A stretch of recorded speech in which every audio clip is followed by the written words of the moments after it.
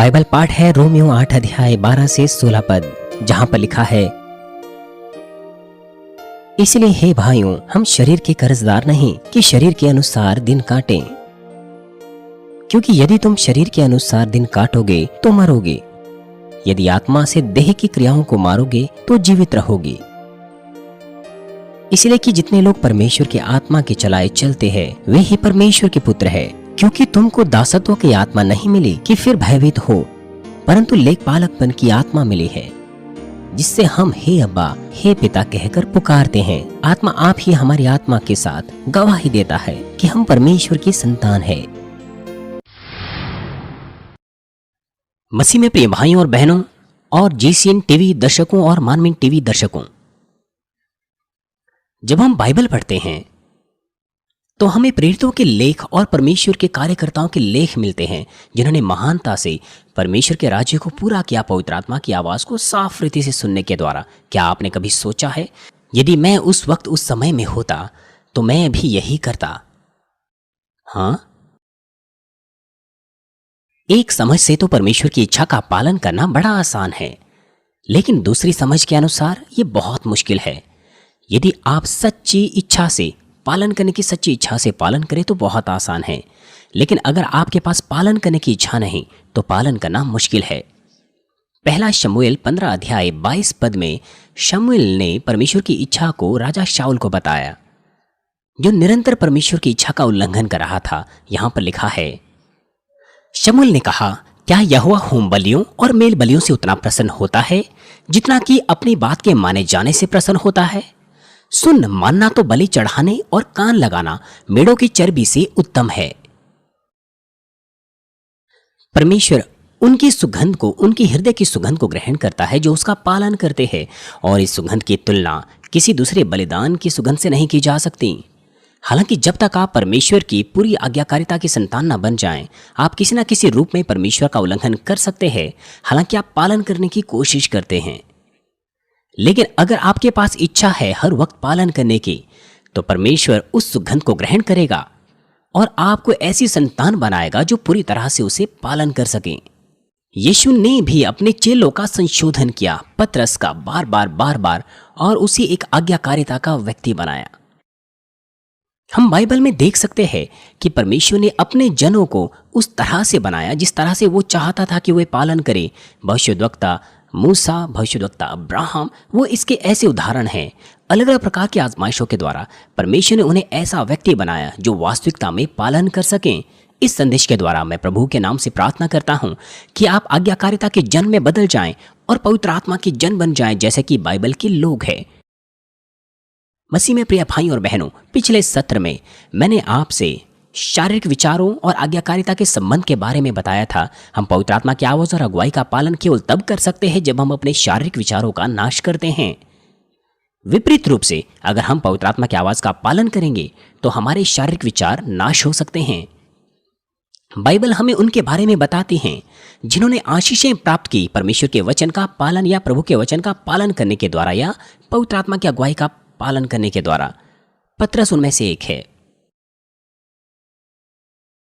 पतरस के अंदर बहुत ही कठोर अहंकार था, स्वाभिमान था, लेकिन यीशु की आज्ञा का पालन करने के परिणाम स्वरूप वो एक ऐसा व्यक्ति बन गया जिसमें उसने पूरे जीवन भर उसका पालन किया।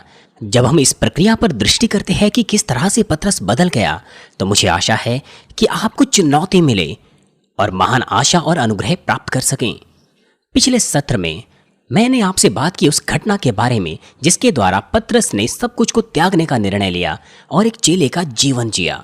लूका 5 अध्याय 4 पद में लिखा है, जब वे बातें कर चुका तो शमौन से कहा, गहरे में ले चल और मछलियां पकड़ने के लिए अपने जाल डालो। पतरस गलीली की झील के बारे में सबसे बेहतर जानता था, लेकिन उसने अपने विचारों के द्वार को खोला, सब बातों को, सब ज्ञान अनुभवों को पीछे छोड़ते हुए उसने यीशु के वचन का पालन किया और फिर वो बहुत सारी मछलियां पकड़ पाया, यहां तक कि उसके जाल फटने लग गए। और जब उसने यह देखा तो पतरस ने यीशु के सामने घुटने टेके और कहा कि प्रभु, मेरे सामने से चला जा, क्योंकि मैं एक पापी मनुष्य हूं। अंत में उसने अपने हृदय को पूरी तरह से यीशु के सामने खोल दिया उसने निर्णय लिया कि वह उसका चेला बनेगा, सब बातों को छोड़ते हुए। प्यारे भाई और बहनों, यीशु से अधिकार के बातों को सुनने के बाद उसने अपने विचारों का द्वार खोला और यीशु के वचनों का पालन किया। इस आज्ञाकारिता के द्वारा उसने बहुत सी मछलियों को पकड़ने का चमत्कार प्राप्त किया और उसके शारीरिक विचार नाश हो गए। उस समय के बाद उसका जीवन बदल गया। आपने महानता से परमेश्वर के वचनों को सीखा है और सुना है। अब तक आपने अद्भुत चिन्हों चमत्कारों को देखा है और साथ ही उन्हें स्वयं से भी अनुभव किया है।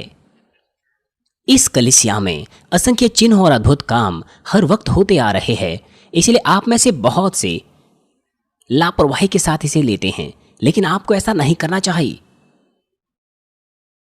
हालांकि इसमें कोई रहस्य नहीं कि हर सप्ताह हम इसका अनुभव करते हैं, लेकिन क्या आपका जीवन पूरी तरह से बदल गया है, या फिर क्या आप अभी भी ऐसा ही जीवन जी रहे हैं जो उस जीवन से बिल्कुल अलग नहीं जो प्रभु के ग्रहण करने से पहले आप जीते थे।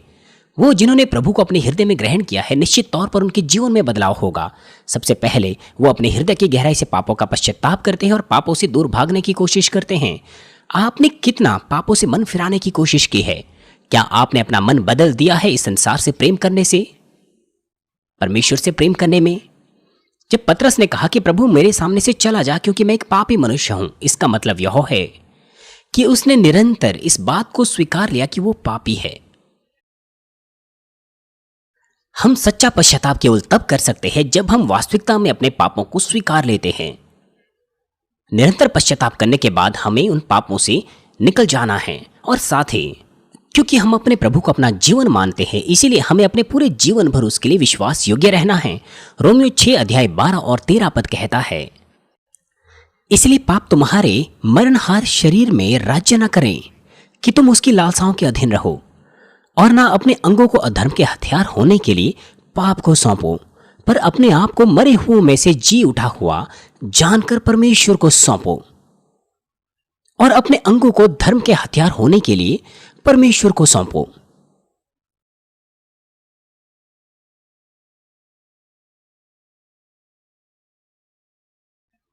और अब क्या आपने इस तरह का जीवन जिया है? क्या आप इस तरह से जी रहे हैं?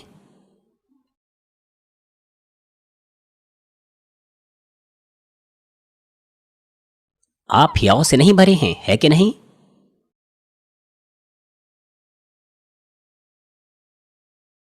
क्या आप में से कोई ऐसा है जो अभी भी पाप करता है, जो अभी भी शारीरिक जीवन जी रहा है? यदि आप अभी भी अपने जीवन को बदलने की कोशिश नहीं कर रहे हैं, तो मैं आपसे विनती करता हूं कि आप अपने आप से पूछें कि क्या आपके पास सच्चा विश्वास है या नहीं। तो आपको एहसास करना है कि उस तरह के शारीरिक विचार आपको बाधित कर रहे हैं आत्मिक विश्वास को पाने में। आप परमेश्वर की इच्छा का पालन केवल तब कर सकते हैं जब आप इस तरह के शारीरिक विचारों को नाश करते हैं और आत्मिक विश्वास पाते हैं। इससे भी बढ़कर आप आत्मिक विश्वास तब भी पा सकते हैं जब आप पालन करने की कोशिश करते हैं। प्यारे भाई और बहनों, यीशु का चेला बनने के बाद पतरस ने अपनी आज्ञाकारिता की बहुत सी परीक्षाओं को पार किया। मत्ती 17 अध्याय में वो जो महसूल लेने वाले थे वो पतरस के पास आए और उसने कहा कि वो और यीशु के बदले महसूल दें। यीशु इस परिस्थिति को जानता था, लेकिन उसने पतरस को महसूल देने के लिए पैसा नहीं दिया। उसने उसे कहा कि समुद्र में जा और एक मछली पकड़, जो पहली मछली तुझे मिलेगी उसका मुंह खोलना, उसमें तुझे 1 शेकल मिलेगा। और उसने कहा कि वो उसे निकालें और मेरे और अपने बदले उसे दें। आप क्या करते अगर आप पतरस के स्थान पर होते?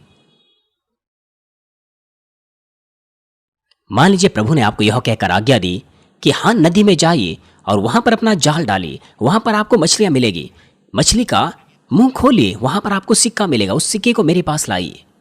तो फिर क्या आप कार या उपमार्ग से आप हाँ नदी के पास नहीं जाते? आप उस पानी में फिर वहां कांटा डालते और जब तक आपको मछली नहीं मिल जाती आप इंतजार करते। लेकिन आप नहीं जानते कि कितने घंटे या कितने दिनों आपको इंतजार करना पड़ता। यदि आपके पास इस बीच में शारीरिक विचार आ जाएं, यह सोचते हुए कि क्या इस तरह से कोई वास्तविकता में मछली होगी, वो मछली कब आएगी, तो फिर आप छोड़ सकते हैं। आप कितने हियाव से भरे हैं। पतरस ने इस परीक्षा को आसानी से पार कर दिया। उसने यीशु की बातों का पालन किया और 1 शेकेल अंततः प्राप्त किया। यदि आप अपने शारीरिक विचारों का इस्तेमाल करें तो उसका कोई अर्थ नहीं निकलेगा। पहली मछली पकड़िए, उसका मुंह खोलिए, उसमें आपको शेकेल मिलेगा और मेरा और अपना कर आप उससे चुकाना। इस तरह की चीज के बारे में आपने कभी नहीं सुना, ना कभी आपने अनुभव किया, लेकिन परमेश्वर ने इस तरह की आज्ञा आपको दी कि आप ऐसा करें। इस तरह से पालन करना आसान नहीं है, लेकिन पतरस ने इसका पालन किया। बाइबल में आत्मिक आज्ञाकारिता उस आज्ञाकारिता को नहीं कहते जिसका आप पालन कर सकते हो। यह शारीरिक आज्ञाकारिता है। सच्ची आज्ञाकारिता वह है जिसका आप पालन नहीं कर सकते। जब आप उसका पालन करते हैं जिसका आप पालन ना कर सकें, तो बाइबल कहते हैं कि आपने आत्मिक आज्ञाकारिता की है। आपको अपने शारीरिक विचारों और सिद्धांतों को नाश करना है और अनुभवों को नाश करना है और आमीन और हां कह देना है। तो फिर आप आत्मिक रीति से पालन कर सकते हैं। क्या परमेश्वर आपको ऐसी आज्ञा दें जो आप कर सकते हैं? वो आपको ऐसी आज्ञा देता है उन कामों को करने की जिन्हें आप नहीं कर सकते, जो असंभव है। लेकिन जब आप अपने विचारों का इस्तेमाल नहीं करते वरन पालन करते हैं, तो एक चमत्कार होता है। आपने इस तरह के असंख्य चमत्कारित कार्यों का इस कलीसिया के द्वारा अनुभव किया है।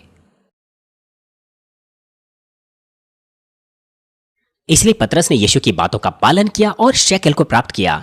जब से मैंने इस कलीसिया को खोला है, केवल $7 के द्वारा मैंने इस तरह की आज्ञाकारिता के अब तक बहुत सी परीक्षाओं को पार किया है। उदाहरण के लिए, जब हम बड़े चर्च भवन को ढूंढ रहे थे, हमारे पास कभी भी पर्याप्त पैसा नहीं था।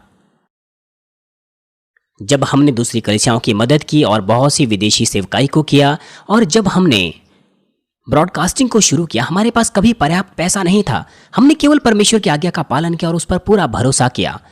और यह अक्सर होता था, जब हमारे पास कुछ नहीं था तब हमने कुछ बातों को, कुछ कामों को शुरू किया।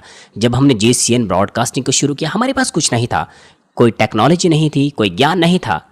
उस वक्त मानमिन के सदस्य ब्रॉडकास्टिंग के बारे में क्या जानते थे? यद्यपि हमारे पास कुछ नहीं था, लेकिन हमने परमेश्वर की बातों का पालन किया। यदि हमारे पास साफ उत्तर हो, जैसे कि अगर आप समुद्र में कांटा डालोगे तो आपको मछली मिलेगी, आप उसका मुंह खोलना तो आपको शेकेल मिलेगा, तो शायद पालन करना आसान होता। कभी कभार हमें धीरज के साथ उत्तर का इंतजार करना पड़ता था। एक बार जब हम विदेशी क्रूसेड कर रहे थे, हमारे पास पर्याप्त पैसा नहीं था कि हम उस क्रूसेड को कर सके। उस क्षण तक, जब तक कि हम यहां से निकल ना गए, जैसे ही हम यहां से निकले, हमारी प्रार्थनाओं का उत्तर हमें मिल गया। जब मैंने परमेश्वर का पालन किया तो बिना असफलता के चमत्कारित रूप से उसने मुझे उत्तर दिया। कनान सेंचुरी का निर्माण का पैसा वो फल है जो परमेश्वर ने हमें दिया है, इस तरह की आज्ञाकारिता और विश्वास को देखने के द्वारा। क्या है ऐसा जो अब आपको चाहिए? अद्भुत रूप से, यहां तक कि पतरस के पूछने से पहले से कि वह मंदिर के कर के बारे में क्या करेगा, यीशु स्थिति को पहले से जानता था। उसने पतरस के पूछने से पहले ही उसे उत्तर दे दिया था। इसी प्रकार से पवित्र आत्मा आपकी सारी स्थितियों को जानता है और जो कुछ आपको चाहिए उसको प्राप्त करने के मार्ग भी वो जानता है। इसीलिए पवित्र आत्मा आपके तमाम जरूरतों को और विनतियों को पूरा करेगा। आप केवल उसकी अगुवाई का पालन करें, वो आपकी अगुवाई आपके हर मार्ग पर करेगा। अक्सर लोग मेरे पास आते हैं अपने व्यापार, अपनी समस्याओं का समाधान प्राप्त करने के लिए, ये कहते हुए कि क्या मुझे ये बेचना है या नहीं, क्या मुझे इसे किराए पर चढ़ाना है या नहीं, क्या मुझे ये व्यापार शुरू करना है या नहीं। तो फिर मैं उन्हें उत्तर नहीं देता। मैं सिर्फ ये कहता हूं कि आप प्रार्थना कीजिए, पवित्र आत्मा की अगुवाई पाइए, या फिर वो कीजिए जो आप अच्छा कर सकते हैं अपने अनुभव के आधार पर। मैं प्रत्यक्ष तौर पर उन्हें यह नहीं कहता कि आप इसे कीजिए या इसे मत कीजिए, लेकिन अगर कोई आत्मा का जन या कोई ऐसा है पालन करने की इच्छा रखता हो, यदि मुझसे पूछें तो मैं बहुत बुरी तरह से कहता था कि इसे कीजिए, इसे मत कीजिए, क्योंकि वह वो है जो पालन कर सकता है। वो जो वास्तविकता में पालन नहीं कर सकते, यदि उनके विचार मुझसे सहमत नहीं होते तो फिर वो पालन नहीं कर पाते, वो केवल उल्लंघन करते हैं, क्योंकि उनके पास पालन का हृदय नहीं है। यद्यपि वो पालन करने की कोशिश करते हैं, लेकिन पूरी तरह से वो शुरू से ही पालन नहीं कर पाते। दूसरे शब्दों में, यह अच्छा होगा पालन करने के बाद अगर चीज़ें अच्छी होती है, लेकिन जब ऐसा लगता है कि चीज़ें गड़बड़ा रही है तो फिर वो संदेह कर सकते हैं या उस बारे में शिकायत कर सकते हैं। परंतु वास्तविकता में उनके लिए ऐसा नहीं है जो पालन कर सकते हैं। जैसे जैसे समय गुजरता है तो होता ऐसा है कि यह उनके लिए आशीषें होती हैं, इसलिए मैं उन्हें उत्तर नहीं देता। लेकिन जो पालन करते हैं, जब वो मुझसे पूछते हैं तो मैं उनसे ये नहीं कहता कि आप ऐसा क्यों नहीं या वैसा क्यों नहीं करते। मैं सिर्फ ये कहता हूं कि आप ऐसा कीजिए। प्यारे भाई और बहनों, आपने परमेश्वर के वचनों को अब तक कितना पालन किया है? पिछले 2 दशकों से या 3 दशकों से आपने असंख्य चिन्हों चमत्कारों को देखा है और अनुभव किया है, परमेश्वर की सामर्थ्य को भी। तो फिर आपने कितना पालन किया है? मैं 2 चीजों के बारे में बहुत ही जिज्ञासु था और पिछले कल मुझे उत्तर मिला। हमारे सदस्य क्यों आत्मा में नहीं आ सकते? चाहे मैं कितना ही अक्सर क्यों ना कहूं कि आशीषें उमड़ेगी अगर आप केवल आत्मा में आए। तात्विक आशीषें, स्वस्थ की आशीषें, सुसमाचार की आशीषें, असंभव संभव हो जाएगा और संभव और भी बेहतर हो जाएगा। इसलिए केवल आत्मा में आइए, चाहे मैं कितना ही जोर से क्यों ना कहूं। लेकिन कुछ ही ऐसे हैं जो आत्मा में आए हैं, बहुत ही कम ऐसे हैं, और इससे भी बढ़कर जो संपूर्ण आत्मा में आए हैं वो बहुत ही कम है। ये बड़ी भद्दी बात है। मुझे आश्चर्य है कि क्यों वो आत्मा में नहीं आते, यद्यपि मैं उन्हें इतना सिखाता हूं। यदि वो आत्मा में आएंगे तो आशीषें उमड़ेगी, परमेश्वर उनसे प्रेम रखेगा, वो परमेश्वर से बातचीत कर सकते हैं। लेकिन वो क्यों नहीं आ सकते? मैं इस बारे में बड़ा जिज्ञासु था और आप जानते हैं कि मैं था, और मैंने कहा कि मैं उन्हें नहीं समझ पाया हूं।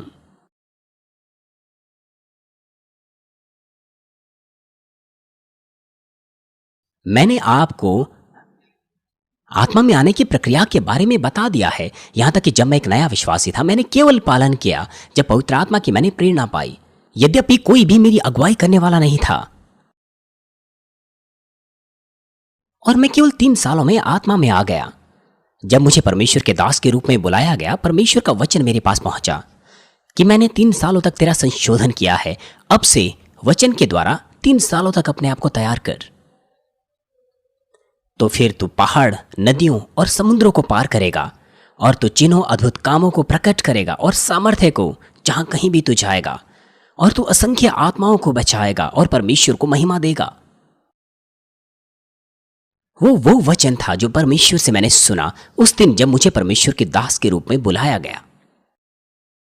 मैं वचन का अर्थ एहसास नहीं कर पाया कि क्यों ये 3 साल थी।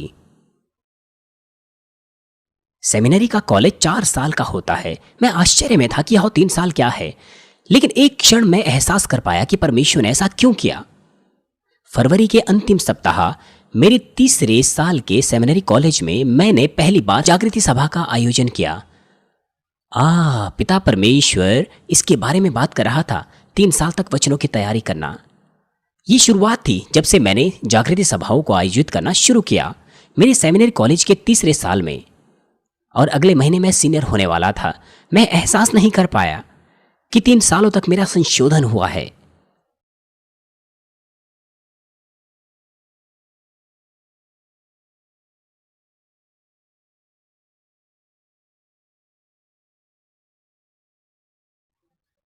अपनी दुकान में बैठते हुए अपनी पत्नी से जब मैं बात कर रहा था, मैंने एहसास किया कि ये बिल्कुल सटीक 3 साल थे, एक दिन का भी अंतर नहीं था। मेरे पहले दिन की परीक्षा से लेकर उसके अंतिम दिन तक मैंने एहसास किया कि वाह, वचन का अर्थ यह था। मैंने अनुमान लगाया कि ये शायद अनुमानित तौर पर 3 साल होगा, लेकिन एहसास किया कि वह सटीक तौर पर 3 साल थे। परमेश्वर के प्रावधान में 3 सालों के तुरंत बाद तात्विक आशीषें आना शुरू हो गई।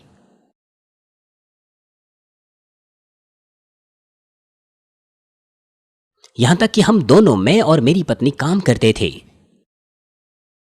हम कर्ज तक नहीं चुका पाते थे, हम केवल हमारे ब्याज को ही चुका पाते थे, उस महान कर्ज का, जब से मैं 7 सालों तक बिस्तर पर था। इसलिए जो मूल था उसको चुकाने के बारे में तो हम सोच भी नहीं पाते थे। लेकिन मैं बिल्कुल भी चिंतित नहीं था, क्योंकि मैंने विश्वास किया कि परमेश्वर है, जब समय आएगा तो वो निश्चित तौर पर मुझे आशीष देगा। जिस दिन मैं आत्मा में आया, अगले दिन ही मुझ पर आशीषें आना शुरू हो गई। वो आशीषें जिसकी मैं कल्पना अभी नहीं कर सकता था। मैंने कहा था कि मैं इसके बारे में संदेश दूंगा, लेकिन मेरे पास उसके लिए समय नहीं है। जो भी है,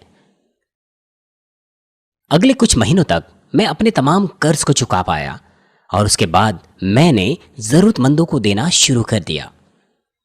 इसलिए मैं एहसास कर पा रहा था कि तात्विक आशीषें तब आती है जब एक व्यक्ति आत्मा में आ जाता है। और बाइबल में आप इन प्रतिज्ञाओं को देख सकते हैं। व्यवस्था विवरण 28 अध्याय कहता है, यदि आप परिश्रम पूर्वक परमेश्वर के वचन को सुने, अभ्यास करें, तो आप आशीष पाएंगे।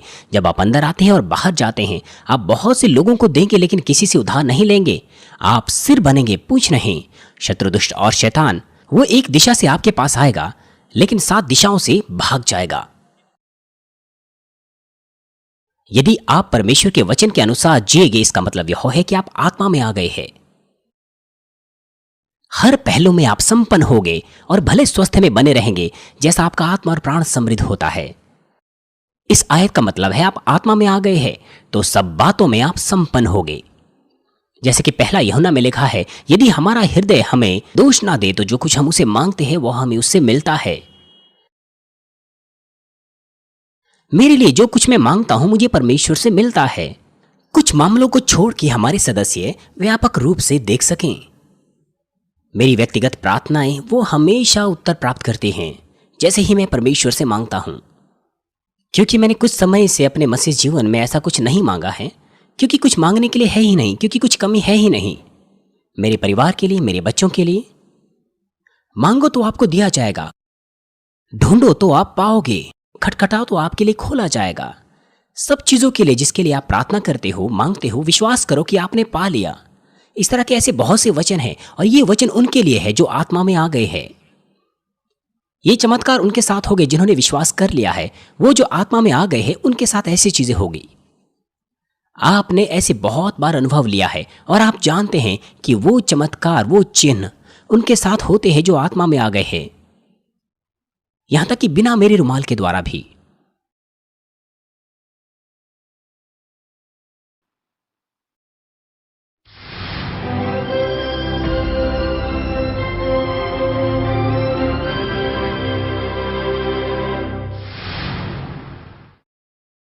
할렐루야. 전능하신 사랑의 아버지 하나님, 이 시간 기도받는 모든 성도님들 위해 안수하여 주옵소서. GCN과 만민TV, 인터넷과 화상을 통해 기도받는 지교회와 지성전, 그리고 전 세계 하나님의 자녀들 위에도 시공간을 초월하여 역사하여 주시기를 원합니다. 믿어지는 믿음을 주시고 부정적인 생각과 의심의 세력을 물리쳐 주옵시며 모든 시험 환난도 물리쳐 주옵소서. 머리부터 발끝까지 오장육부 뼈 마디마디 온몸의 신경 조직 세포 등 아픈 곳마다 성령의 불로 태우시고 근본의 빛으로 역사하여 주옵소서. 예수 그리스도의 이름으로 명하노니 원수마귀 사단 모든 질병 균 연약함아 물러가라. 빛이 임하라. 모든 불친 난치병도 성령의 불로 태워 깨끗게 하여 주옵소서. 말라리아를 비롯한 모든 풍토병도 물리쳐 주옵소서. 신종 플루를 비롯한 모든 신종 질병과 변종은 물러가라. 깨끗함을 입을지어다. 감기, 기침, 열, 몸살, 독감 등 각종 유행성 질병도 다 물러가라. 어떠한 유행성 질병 균도 틈타지 않게 지켜 주옵소서. 위암, 폐암, 간암, 유방암, 자궁암, 대장암, 피부암 등 각종 암과 에이즈, 백혈병, 뇌졸중, 고혈압, 저혈압, 심장병, 폐병, 위장병, 당뇨, 부인병, 피부병, 갑상선 질환과 모든 염증도 깨끗게 하여 주옵소서. 소아마비, 중풍, 관절염, 디스크도 온전케 하여 주옵소서. 요통, 두통, 신경통을 비롯한 모든 통증은 사라질지어다. 간질, 자폐증, 우울증, 조울증, 노이로제 등 모든 정신질환도 물러가라. 모든 마비된 것도 풀어지고 일어나 걷고 뛸지어다. 눈도 잘 보이게 하옵시고 귀도 잘 들리게 하여 주옵소서. 소경은 눈을 뜨고 기머거리는 들으며 벙어리는 말할지어다. 각종 사고, 후유증도 깨끗게 하시고 부러진 뼈도 붙여 주옵소서. 화상 입은 것도 온전케 하옵시고 화기암 물러가라, 열도 물러가라. 아버지 흉터 나지 않게 역사해 주시기 원합니다. 마약을 비롯하여 각종 약물과 독극물 중독도 깨끗함을 입을지어다. 죽은 신경과 세포가 살아나며 죽은 자도 살아나게 하여 주옵소서. 잉태의 축복도 주시기를 원합니다. 잉태의 축복을 받으라. 예수 그리스도의 이름으로 명하노니 원수마귀 사단아, 하늘 공중 곳에 잡은 악의 영들아 물러가라. 그의 사자들도 물러갈지니라. 이 땅의 악한 영, 더러운 영, 거짓되고 간사한 영, 의간질하고 미혹하는 모든 어둠들은 물러가라. 모든 흉악의 결박을 풀고 어둠아 물러가라. 빛이여 임하라. 아버지 하나님, 부르짖어 기도할 수 있는 능력을 주시고 죄를 버리고 성결될 수 있는 능력을 주옵소서. 영원히 잘됨같이 범사에 잘되게 하시고 가정의 복음화도 이루어 주시기를 원합니다. 한 주간도 모든 사고와 재앙으로부터 지켜주시고 불통이 없는 형통한 삶을 살 수 있도록 축복해 주옵소서. 성령의 불담으로 천군 천사와 주님의 불꽃 같은 눈동자로 모든 하나님의 자녀들과 가정, 일도, 사업들을 지켜주시기를 원합니다. 학생들에게 지혜와 명철을 더하시고 공부할 수 있는 뜨거운 마음과 열정도 더하여 주옵소서. 마음과 생각을 세상에 빼앗기지 않도록 지키시고 하나님을 뜨겁게 사랑하는 학생들로 축복하여 주옵소서. 하나님의 자녀들이 먹으나 마시나 입으나 무엇을 하든지 하나님 앞에 영광 돌리는 삶이 되게 축복하여 주시기를 원합니다. 나는 하나님을 만났노라, 체험했노라, 응답 받았노라, 축복 받았노라 간증하는 입술이 되게 역사하여 주옵소서. 아버지 하나님 감사합니다. 홀로 영광 받으옵소서. 우리 주 예수 그리스도의 이름으로 기도하옵나이다. आमीन। चाहे कितना ही आप परमेश्वर के वचन का पालन करने की कोशिश करें, आप कभी भी पालन नहीं कर सकते जब तक आप पूरी तरह से अपने शारीरिक विचारों का नाश ना करें। पतरस का हृदय कितना दुखित हुआ होगा यह सुनते हुए कि उसके स्वामी यीशु को पीड़ा उठानी है और मरना है। परंतु यह वह धार्मिकता थी जो मनुष्यों की नैतिक समझ से उत्पन्न होती है, परमेश्वर के वचनों को बाधित करने के लिए। इसलिए यह बहुत महत्वपूर्ण है कि आप ऐसे कार्यकर्ता बने जो अपने शारीरिक विचारों का इस्तेमाल ना करें। आपको अवश्य ही आज्ञाकारी कार्यकर्ता बनना है जो साफ रूप से पवित्र आत्मा की आवाज को सुने और हाँ और आमीन के साथ पालन करें।